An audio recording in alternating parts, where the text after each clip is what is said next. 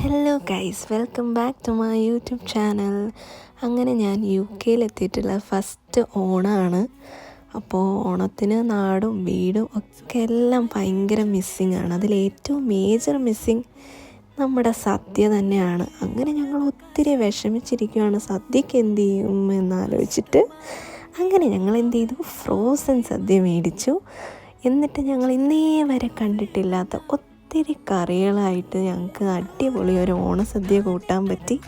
എല്ലാ കറികളും അടിപൊളി ടേസ്റ്റായിരുന്നു. അങ്ങനെ ഞങ്ങളുടെ ആ ഒരു ഫസ്റ്റ് ഓണം കടന്നുപോയി.